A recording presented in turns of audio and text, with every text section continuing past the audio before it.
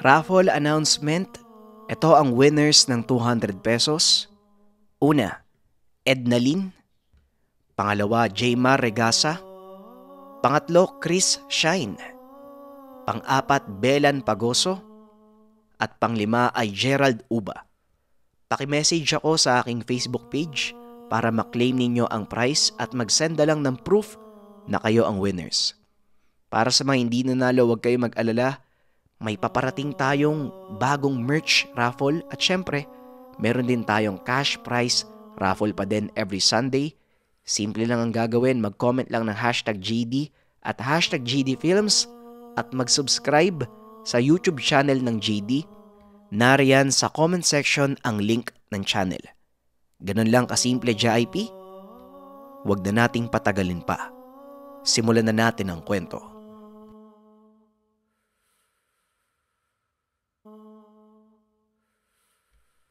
Salamat sa pagpapalaya mo sa kanila. Ngayon bilang gantimpala, tanggapin mo ang isang basbas na gagabay sa iyo sa pakikipaglaban para maipagtanggol ang iyong nasasakupan. Nasa katauhan mo ang dakilang diwata ng araw. Gamitin mo ang kapangyarihan niya upang magsilbing liwanag sa madilim na landas na tatahakin ng iyong tribo. Hindi ka papabayaan ng iyong sandata. Maging ako, nasa tabi mo lang sa oras na kailanganin mo na saklolo. Wika ng tungkong langit. Napaluhod si Ilay sa harap nito ngunit pinatayo siya ng diwata. Hindi karapat-dapat na lumuhod sa akin. Dahil sa iginawa mo, itinuturing kitang kapantay ko. Matapos magsalita ng tungkong langit, may dalawang nilalang na bumaba mula sa kalangitan. Kapwa nakasuot ng gintong damit at may hawak na sibat. Kung hindi po ako nagkakamali, sila po ang dalawang lanton ng kanlinugan. Ang dalawang bantay ng tungkong langit. Ngumiti ang tungkong langit at muling nagsalita. Oo, Ilay. Tama ka. O paano? Nandito na ang mga sundo ko. Hanggang sa susunod nating pagkikita. Matapos nitong magsalita ay kaagad itong naglaho. Dali-daling bumalik si Ilay sa kanyang baryo at hindi niya inasahan ang madaratnan. Gumuho ang mundo ng binata nang masilayang nawasak ang buong baryo. Sunog ang ilan sa mga kubo. Nagkalat ang mga walang buhay na katawan ng mandirigma. Hindi malaman ni Ilay ang gagawin ng sandaling iyon. Idagdag mo pa ang walang humpay na alingawngaw ng mga iyak. Isa-isang nilapitan ni Ilay ang mga ito. Ngunit sinalubong siya ng mga galit na mandirigma. Sa kanya ibinunton ang sisi sa trahedyang naganap. Biglang narinig ni Ilay ang tinig ng kanyang lolo Duyong. Nakahinga ng maluwag ang binata dahil ligtas ito. Nang mga oras na wala ka, may isang hukbong sumalakay sa baryo. Hindi namin kilala ang pangkat, pero isa sa kanila ay may taglay na kampilang kagaya ng sa iyo. Biglang napahinto sa pagsasalita ang matanda. Nakita niya ang hawak na sandata ng binata. Ibang-iba na ang itsura nito. Nagkamali po ako nung nagtiwala ako kay Gadang. Inakala kong siya ang tungkong langit. Ngunit nalin lang niya ako. Pero ang hawak kong sandata ngayon, ito na ang totoong sandata ng tungkong langit. Napailing ang matanda. Dahil maging ito ay hirap nang maniwala sa mga nagaganap. Hindi ko alam kung kaya ko pang maniwala sa lahat ng yan, Ilay. Nangingibabaw sa akin ngayon ang kalagayan ng ating baryo. Isang pagsalakay pa mula sa kalaban, tuluyang malulugmok ang ating tirahan. Wika ng matanda sabay talikod. Muling inikot ni Ilay ang tingin sa lugar. Nakadama ng magkahalong awa at galit. Sinisisi nito ang sarili sa mga buhay na nawala dahil wala siya ng mga oras na naganap ang pagsalakay. Naglakad ang binata papunta sa bulwagan ng baryo. Sinubukang kunin ang atensyon ng mga taong bayan. Sa kabila ng nararamdamang kalungkutan, nakinig pa din ang mga ito sa kanyang sasabihin. Alam kong nasa kalagitnaan tayo ng pagluluksa. Patawarin niyo ako kung wala ako ng mga panahong kailangan niyo ng isang pinuno. Hindi ko na maibabalik pa ang nangyari. Ngunit ang maipapangako ko sa inyo, ipagkakaloob ko ang katarungan sa pagkawala ng ating mga kasamahan. Mauunawaan ko din kung hindi niyo ako sasamahan sa labang to. Ngunit minsan ko pang hihilingin ng tulong, hindi bilang pinuno, kung hindi bilang kagaya nyo, na walang ibang nais kung hindi mamuhay ng payapa. Wika ni Ilay. Sa kalagitnaan ng mga tao ay narinig niya ang boses ni Tatang Duyong. Hindi mo kailangang akuin ng sisi, Ilay. Alam kong ginawa mo ang nararapat. Sa kasalukuyang panahon, kailangan may ilang buhay ang magsakripisyo. At hindi nasayang ang mga buhay na yon dahil kinalugdan sila ng mga diwata sa kabayanihang ginawa nila. Wika nito. Matapos magsalita ng matanda, itinaas ni Ilay ang hawak na sandata. Biglang nabalot ng matingkad na gintong liwanag ang lugar. Nagsipagluhod ang mga tao dahil alam nilang tanging isang diwata lang ang may ganong taglay na liwanag. Nang mga oras na wala ako, nahanap ko ang sagot sa katanungan. Kasabay ng mga kasagutang yon ay ang pagkilala ko sa totoong tungkong langit. Nalinlang tayong lahat, lalong-lalo na ako. Hindi ko akalaing nagtiwala ko sa isang manlilinlang. Kasalanan ko ang lahat ng ito, ngunit ipinapangako ko sa inyo na babawi ako. Ipaghihiganti ko ang lahat ng mga buhay na nawala. Wika ni Ilay. At dahil sa mga sinabi ni Tandang Duyong, muling nakuha ng binata ang simpatsya ng kanyang mga nasasakupan. Muli niyang tinipon ang natitirang mga mandirigma at hinanda ang mga ito para sa susunod na pag-atake. Lalo pa at nalaman ni Ilay na siya ang hinahanap ng mga kalaban. Alam kong si Gadang ang may gawa ng pananalakay sa lugar. Maging ang mga naunang pagsalakay ay siya din. Isa lang ang pakay niya, maggasik ng kaguluhan sa ating baryo. Kasama ito sa mga plano niya, ang magigante sa mga diwata. Hindi nga nagkamali si Ilay. Ilang araw ang nakalipas. Isang mensahero ang naghatid ng balita na may isang malaking hukbo ng mga dayuhan mula sa malayong kapuluan. Nagbabadyang dumaong sa kanilang dalampasigan. Napakalaki ng hukbong ito at alam niyang hindi sasapat ang kanilang bilang para salubungin ang puwersa ng mga kalaban. Ganun pa man, pinili pa din ng binatang ipagtanggol ang kanyang nasasakupan. Habang nakabantay sa dalampasigan, kinausap ni Tandang Duyong si Ilay. Muli nitong pinaalala ang kanilang layunin. Apo, nauunawaan ko ang mga ginawa mo. Ngunit tandaan mo sanang hindi pakikidigma ang ating layunin. Oo nga, at natuto tayong lumaban. Ngunit iyon ay para ipagtanggol lang ang ating tribo. Wika ni Tandang Duyong. Naiintindihan ko po, Lolo. Ngunit hindi ko rin maaaring hayaang apihin tayo at tapakapakan ng iba. Lalo na ang mga dayuhang nagpasakop sa kasamaan. Hindi ko hahayaang malapatan ng kanilang maruming paa ang lupaing matagal nang iningatan ng ating tribo. Hindi ako manghihinayang na ibuwis ang buhay ko para sa karinlan ng tinubuan kong lupa. Tugon ni Ilay. Ilang sandali pa ay tuluyan nilang natanaw ang napakaraming barko ng mga dayuhan. Halos magdilim ang karagatan sa dami ng nagtataasa nitong mga layag. Saktong palubog ang araw ng sandaling iyon, kaya naman unti-unting dumidilim ang lugar.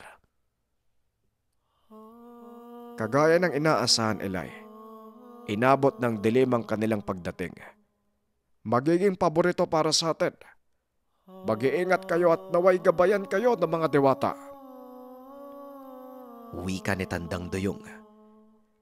Agad na din silang pinaalis ni Eli upang lumikas. Nang masigurado ng binatang wala ng iba pang madadamay, nagsimula na ang kanilang paghahanda sa laban. Ipinosisyon niya ang mga mandirigma sa kani-kanilang pwesto. Ang ilan ay nakatago pa sa mga buhangin at itaas ng puno. Iilan lang sa kanyang mga kasama ang nakatayo sa dalampasigan kasama siya. Unti-unting lumapit ang sasakyan ng mga kalaban. Hindi umalis sina Eli sa dalampasigan hanggang sa tuluyang makadaong ang isa sa mga barko. Bumaba ang lula nito at hindi na nagsayang pa ng panahon.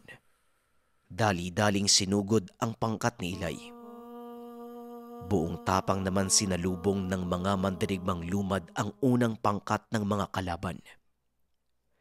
Hindi nag-aalinlangang mamatay sa labanan. Iisa lang ang nasa puso at isipan ng mga ito, ipagtanggol ang kanilang bayan. Nanatiling nakatayo si Eli habang nag-aantay ng pagkakataon. Nang mga sandaling iyon, nakasilid pa din ang kanyang kampilan sa sisidlan. Isang nilalang ang inaantay nitong magpakita at ito ay si Gadang. Ngunit habang tumatagal, hindi pa rin nasisilayan ng binata ang hinahanap. Nakita din niya ang unti-unting pagkalagas ng mga kasamahan. Sa pagkakataong iyon ay binunot ni Eli ang kampilan. Naglabas ito ng napakatinding liwanag. Sa sobrang tingkad nito ay nagmistulang tanghaling tapat ang kalaliman ng gabi. Napatigil din sa paglalaban ang magkabilang panig. Lalo pa nang iwas-iwas ng binata ang hawak na sandata. Halos mga lahati ang bilang ng kalaban ng tamaan ng taglay nitong hangin. Sa sobrang lakas, maging ang ilan sa mga sasakyang pandagat na malapit sa dalampasigan ay nagsipag-indayog.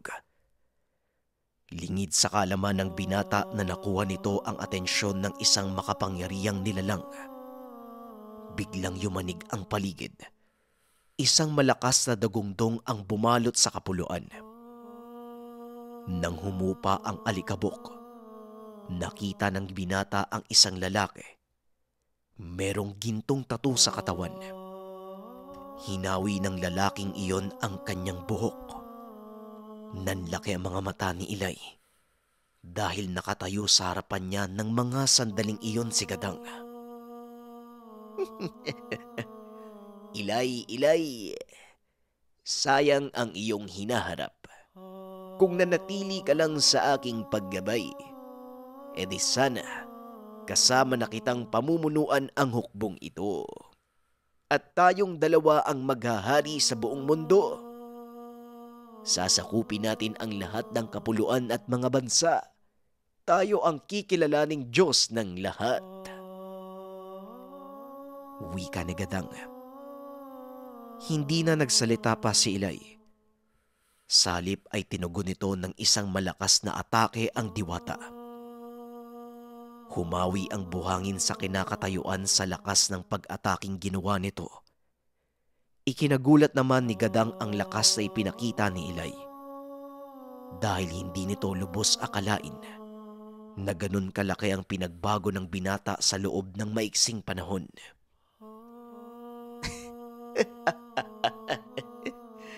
Magaling.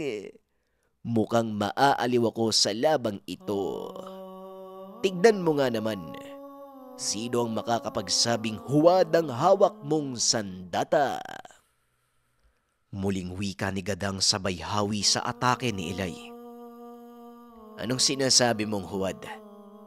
Pasensya na kung hindi mo pa nahalata, Gadang. Sabihin mo sa akin, nagagawa ba ng huwad na sandata mula sa iyo ang bagay na to? Tugon ng binata sabay taas ng kanyang kampilan. Mula sa kalangitan ay bumaba ang isang haligi ng liwanag. Tumama ito sa mga sugatang mandirigma ng binata. Isa-isang gumaling ang sugat ng mga ito at nabalot ng gintong liwanag ang kanilang mga katawan. Nanlaki ang mga mata ng diwata. Napaatras. Halos hindi makapaniwala si Gadang na ang kaharap niya, isang mortal na may katumbas na kapangyarihan ng isang diwata. Ang sandatang yan, hindi ako maaaring magkamali. Ang kampilan ng bathala ng araw. Paano mo nakuha ang bagay na yan? Alam mo bang nakakainsulto ka? Daang taon ang ginugol ko para makuha lang ang sandatang yan. Tapos mapupunta lang sa kamay ng isang mortal na kagaya mo. Hindi ka karapat-dapat sa sandatang yan.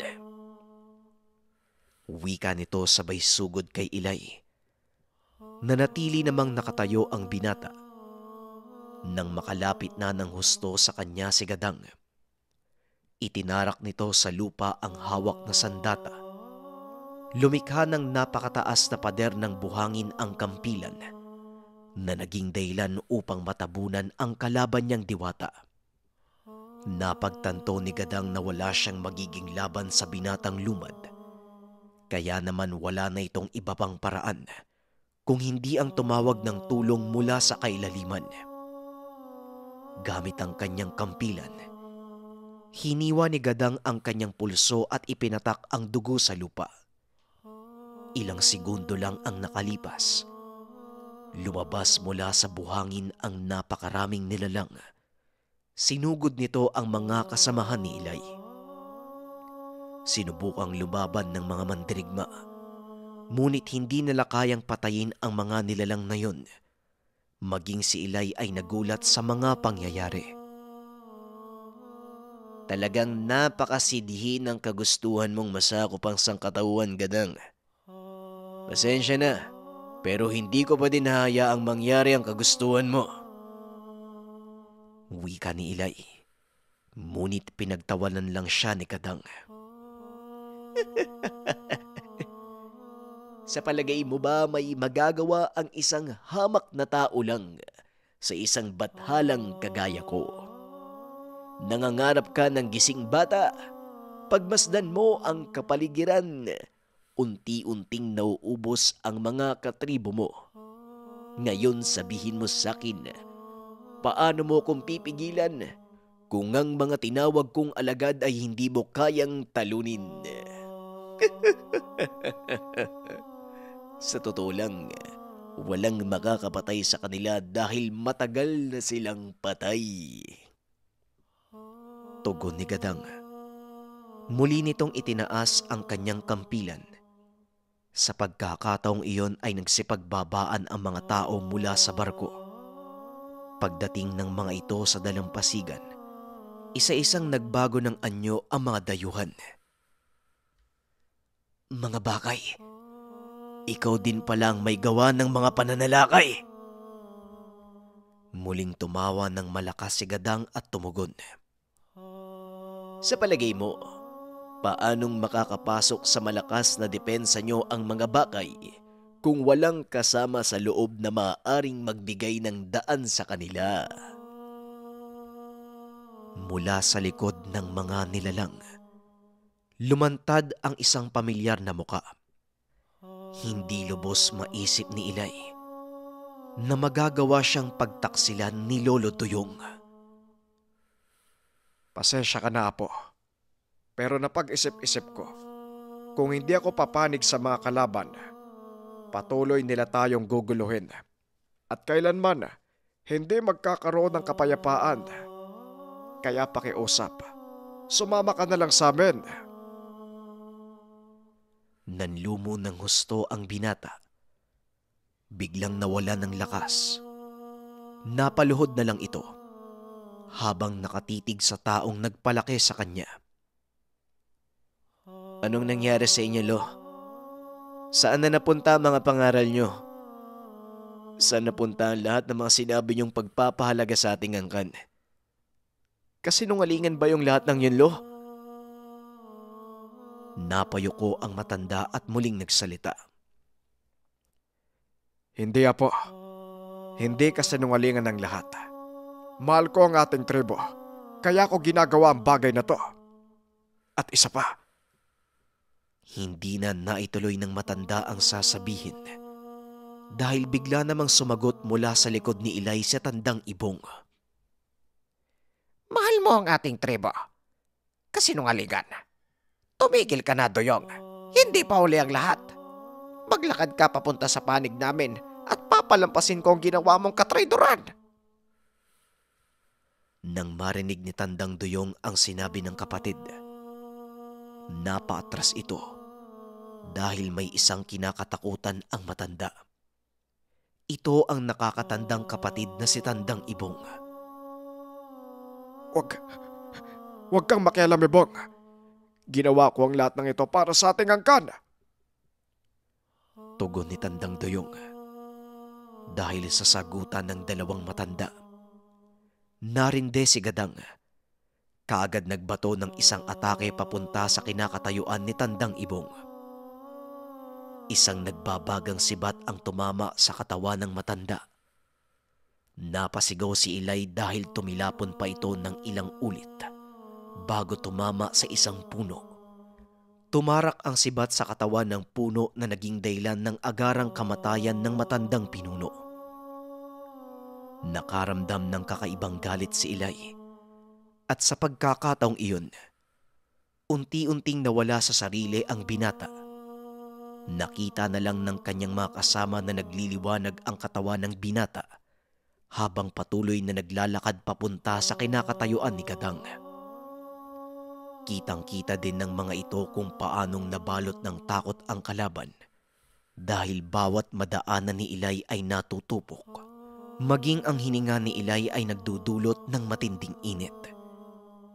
Sa isang hampas ng kampilan, nasunog ang halos lahat ng mga sasakyang pandagat, maging ang mga nilalang nalula nito. Habang pinagmamasdan ng mga kasamahan si Ilay, napapagtanto nilang hindi na ito ang dating pinuno. Tuluyan na itong nasakop ng kapangyarihan ng diwatang si Adlaw. Walang yaka talaga, Gadang. Hindi ko akalaing ganito kalaki ang pinsalang na idulot mo sa mundong to. Tamang-tama lang pala ang pagbaba ko. Dahil sa wakas ay may sasakatuparan ko na ang gusto kong gawin sa'yo. Wika ng diwatang nasa loob ng katawan ni Ilay. Apo Adlaw, paano kang nakawala sa pagkakakulong? Tanong ni Gadang habang patuloy na umiiwas. Hindi na mahalaga kung paano ko nakalaya. Wala kang pakialam doon. Pagbabayaran mo ang kahangalan mong ito. Matapos magsalita ni Adlaw, ikinumpas nito ang kampilan. Sa isang iglap ay nasunog ang lahat ng nasasakupan ni Gadang. Inikot-ikot nito ang kanyang paningin. Napagtanto ni Gadang na mag-isa na lang siyang nakatayo. Wala ka na magagawa. Sumuko ka at tanggapin ang kaparusahang nababagay sa ginawa mo. Ipinagkaloob ko sa iyo ang kapangyarihang katumbas ng isang bathala, pero hindi ka nakontento. Naghangad ka pa ng mas mataas.